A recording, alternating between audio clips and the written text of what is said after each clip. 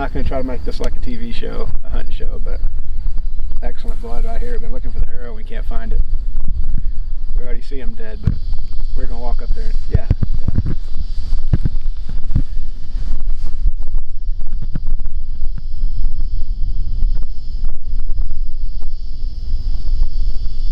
See him?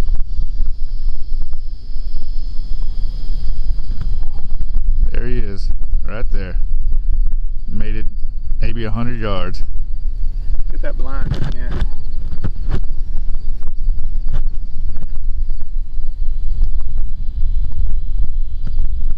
Here's our blind setup.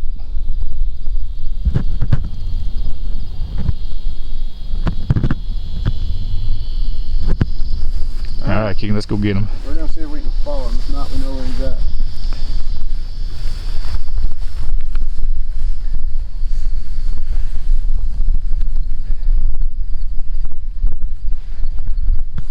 He had to go right here. Probably.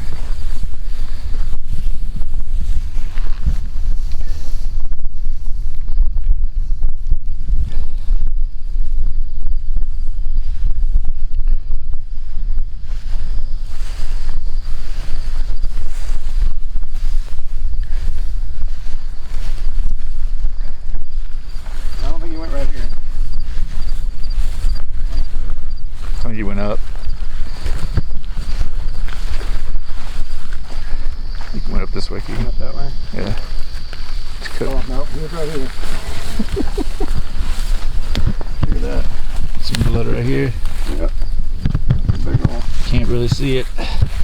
But it takes the fun away when he's out there. Look at that. That's tons of blood right here. Tons of blood.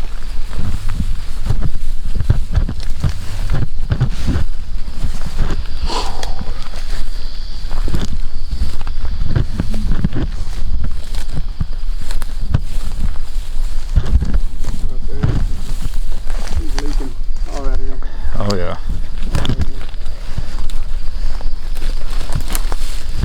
Good blood right there.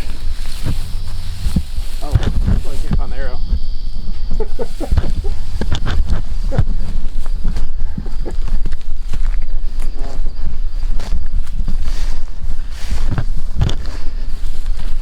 There's the arrow, folks. Right there. That's why we couldn't find it in the grass.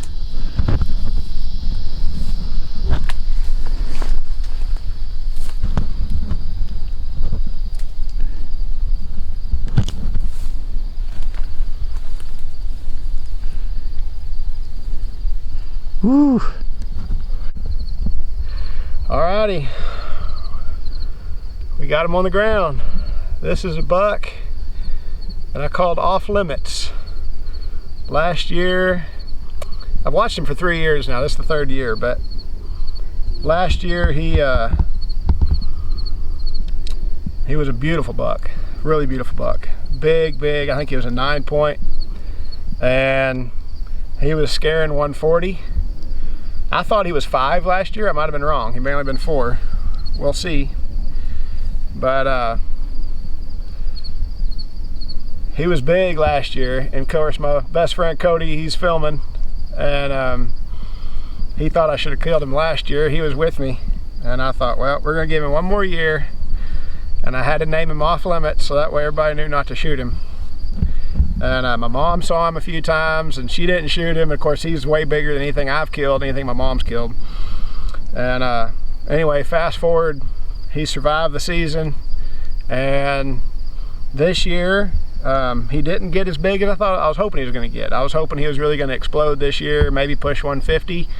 I thought he was right around 140, and he didn't. He might have actually got a little smaller. If not, he's right around the same size, maybe just a little bit bigger. But either way, he didn't blow up like I wanted. But as you can see, he's still a heck of a deer. And there towards the end of the velvet is when I noticed I hope you can see that. His main beam does a big downturn. And I just flat out said when I saw that, that's going to get him killed. And anyway, there's a lot I could say. I could talk for hours probably, but This is, I would officially call this the first trophy I've ever killed off the ranch. There's a lot of pride in this property that has been in our family for over 140 years. Gets me all choked up thinking about it. And about 10 years ago, my parents entrusted me to kind of take over some of the management of the hunting. And so we've kind of gone through a lot of ups and downs, and but we've started creating a little bit better deer than what we've ever had. Deer that we never thought we could grow. And this deer is not the biggest deer that's been killed off the property, but he's a deer that was special enough for me that I decided I wanted to try to kill him. And just to kind of fast forward, today is the opening season of bow season. I don't even know what today is, the 2nd, I believe. I'm gonna say it's October 2nd. I hunted on a different blind this morning, and I didn't think he was gonna come over there. That's why I hunted over there, because I didn't have my blind ready. It was there, but it needed to be skinned a little bit. And so I hunted over there, had a good morning. And then of course, like I said, Cody came this afternoon and he helped me get that blind ready. We got all the cedar cut and put on it, and after my morning hunt, I kind of put a lot of carpet and stuff in there to make it a little better. We went and messed around. We tried to kill a coyote. We checked cameras, looked at some stuff, and it was about, what, 4:20, somewhere in there, 4:30, somewhere. We decided we were gonna come get in the blind, and we were crossing over the hill, and I said, oh, there's already deer down there eating corn. And I have some deer that are just really pets. They don't run off. And Cody made some comment about one of them being a good deer, and I said, yeah, they're just the pets. And I looked at one and I said, yeah, that's him.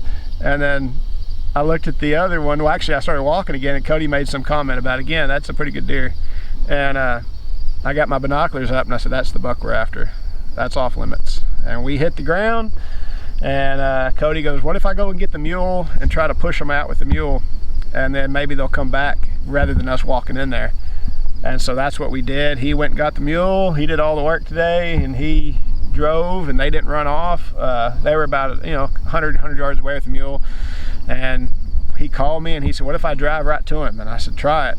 And he did, and it scared him out of here.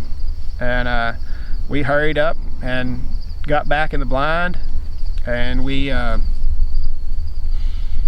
slowly started having a little deer come in, a little spike, and then had some does come in. And then it was probably close to about 45 minutes, maybe an hour after we first busted him.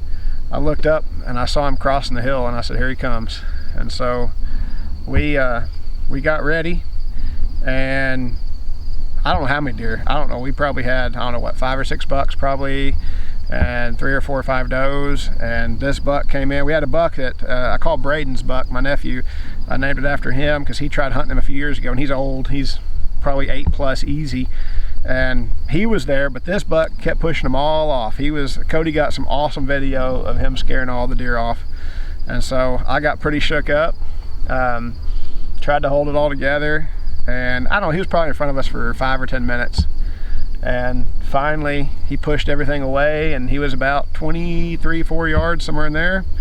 And I dialed my bow, my brand new bow, that the only reason I bought this Mathews V3 was because Cody bought it, and he kind of guilted me into doing it, so I had to buy one too.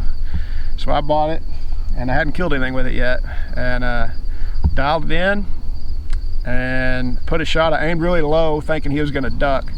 I didn't aim as low as I hit him, but I aimed low, and I hit a little lower, so that means I pulled it a little bit, but I hit him, and as soon as he kind of made the turn, I saw blood pouring out of him.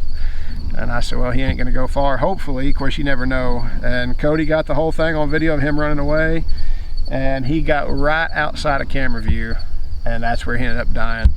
And we gave him 20 minutes or so, and I'm texting everybody, and